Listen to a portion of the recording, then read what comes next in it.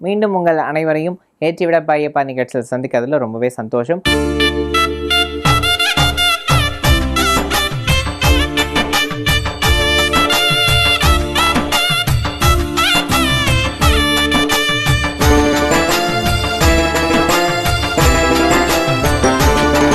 ஒவ்வொரு நாளும் சபரிமலை பற்றியும் சபரிமலை யாத்திரைக்கு செல்றதை பற்றியும் ஐயப்பனை பற்றியும் அரிய தகவல்கள் நான் உங்களோட பகிர்ந்துட்டு வந்துட்டுருக்கேன். அது மட்டும் இல்லாமல் இந்த 41 நாட்கள் ஒரு மண்டல காலம் நம்ம கடைப்பிடிக்க வேண்டிய இந்த பிரம்மச்சரிய விரதத்தினுடைய மகிமையை பற்றியும், அந்த விரதம் இருக்கிறதுனால நமக்கு ஏற்படக்கூடிய நன்மைகள் என்னென்ன, இந்த விரதத்தில் என்ன மாதிரியான விஷயங்கள் எல்லாம் நம்ம அவாய்ட் பண்ணணும் அப்படின்றதெல்லாம் நம்ம தெரிஞ்சுட்டு வந்துட்டுருக்கோம். வாங்க, கலைமாமணி வீரமணி ராஜு இந்த கதைகளில் என்ன சொல்லியிருக்கு அப்படின்றத நமக்கு இப்போ சொல்ல போகிறார், கேட்கலாம்.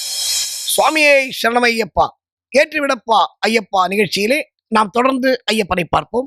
தருணம் இதுதான் சரணம் போடு, தர்மசாஸ்தா பாதம் பாடு, காடும் மேடும் வீடும் வாசல், கல்லும் முள்ளும் மல்லிகை மெத்தை, ஆளும் மனத்தை அடக்கி வாவா, ஆளும் மனத்தை அடக்கி வாவா, ஐயன் மேடை நாடி வாவா, நெய் போல் உருகும் மனதில் ஐயன் நேரில் வருவான், நிறைய தருவான், குருவை நாடு மாலை சூடு, அந்த கோடி ஞான ஜோதிய பாடு, சரணம் விழித்தால் மரணம் இல்லை, சாஸ்தா நாமம்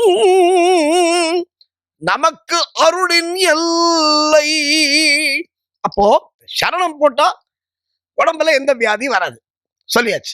நம்ம நம்பியார் குருசாமி தெளிவா சொன்னது விஷயம், தைரியமா சரணம் போடு, நல்ல சத்தம் போட்டா டெய்லி கார்த்தால 108 சரணம், சாயங்காலம் 108 சரணம்.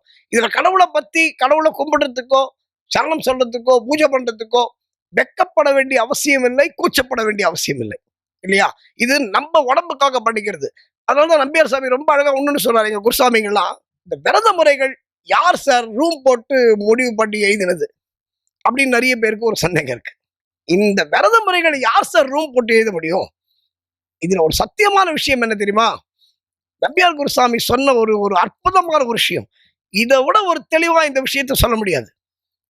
விரதம் இல்லாம சபரிமலைக்கு போறது என்பது காசு இல்லாத மாலுக்கு போற மாதிரி, கையில பர்ஸ் இல்லாம கடைக்கு போற மாதிரி. நான் உங்களுக்கு புரியுற மாதிரி சொல்றேன். நீங்க இன்னைக்கு ரொம்ப அட்வான்ஸ்ட் போன் 1 லட்சமா இருக்கலாம், 2 லட்சமா இருக்கலாம், 3 லட்சமா இருக்கலாம், 35,000 இருக்கலாம், 40,000 இருக்கலாம், 10,000 இருக்கலாம். இவ்வளவு ரூபாய்க்கு நீங்க போன் வாங்கினாலும் ஒரு சின்ன சிம் போடலன்னா அந்த போன் வேஸ்ட், பொம்மை தானே. இப்ப நீங்க என்னதான் பெரிய போன், 2 லட்சம் ரூபாய் நான் போன் வச்சிருக்கேன் சார், நான் வந்தா சார், சரி ஓகே வச்சுக்கோ, உள்ள ஒரு சிம் இல்லைன்னா அது வேஸ்ட். அதுதாங்க விரதம். சபரிமலைக்கு நீ விரதம் இல்லாம போறது சிம் இல்லாத போன் மாதிரி. இதை விட தெளிவா யாராவது சொல்ல முடியுமா? அதை விட முக்கியமான விஷயம் என்ன தெரியுமா? நிறைய பேர் நேத்திக்கு மாலை போட்டு நாளைக்கு மலைக்கு போறது. சார் என்னால 15 நாள் தான் சார் இருக்க முடியும், அதுக்கு மேல இருக்க முடியாது சார். அதே மாதிரி நான் எங்க ஆபீஸ்ல ஷூ போட்டுக்காம வர முடியாது சார், டை கட்டிக்காம வர முடியாது சார், எங்க ஆபீஸ்ல தாடி வச்சுக்கிறதுக்கு பர்மிஷன் கிடையாது சார். பல பேருக்கு பல பிரச்சனைகள் இருக்கு, இல்லைன்னு சொல்லல. நான் இதை அவங்கள நான் குத்தமா சொல்லல. இது எல்லா மக்களுக்கும், இந்த கம்பெனில வேலை செய்யறவங்க எல்லாருக்குமே இந்த பிரச்சனை இருக்கு. இதுக்கு ரொம்ப தெளிவா குருசாமிகள் சொல்லி இருக்கிறார்கள், வழிகாட்டி இருக்கிறார்கள். என்ன தெரியுமா? நான் மீண்டும் நம்பியார் சாமிக்கு வரேன். அவர் என்ன சொன்னாரு? நீ யாரு அப்படின்னாரு விரதத்துல. இந்த விரதத்துக்காக நடிக்காத அப்படின்னாரு. என்ன நம்ம இந்த ட்ரெஸ் போட்டுக்கிறது கூட, இந்த காவி, நீலம், கருப்பு போட்டுக்கிறது எதுக்காக அப்படின்னா ஒரு ஐடென்டிபிகேஷன். அதாவது வரவங்களுக்கு ஒரு ஐடென்டிபிகேஷன், உங்களை பார்க்குறவங்களுக்கு.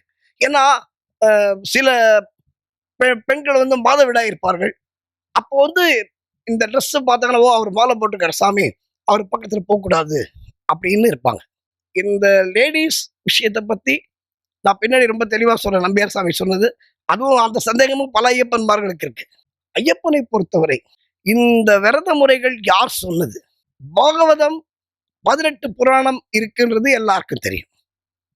அதை நம்ம ரொம்ப உள்ள போக வேண்டாம். 18 புராணம், அதுல முக்கியமா பூதநாத உபாக்கியானம் என்ற ஒரு பகுதி இருக்கிறது. அந்த பகுதி முழுக்க முழுக்க முழுக்க முழுக்க சாஸ்தாவை பற்றிய செய்திகள் மட்டுமே அதுல இருக்கும். என்ன பாகவதத்துல இருக்கா அப்படின்னா நீங்க செக் பண்ணி பார்த்துக்கலாம். இது நான் இவ்வளவு பெரிய சேனல்ல பேசும்பொழுது ஒரு பொய் சொல்லிட்டு போக முடியாது. பூதநாத உபாக்கியானம் என்ற பகுதி, அந்த பூதநாத உபாக்கியானத்திலே சபரி யாத்திரை விதிமுறைகள்னே இருக்கு தனியா. இது எப்ப புக் எழுதினது? இந்த காலத்துல நாங்கள்லாம் உட்கார்ந்து எழுதின புக் இல்ல. இந்த குருசாமிகள்லாம் எழுதி வச்ச புக் இல்ல. ஐயப்பனே உபதேசம் செய்த விரத முறைகள் மட்டுமே அந்த பூதநாத உபாக்கியானத்திலே சொல்லப்பட்டிருக்கிறது. சரி, அப்படி என்ன ஐயப்பன் சொல்லியிருக்காரு?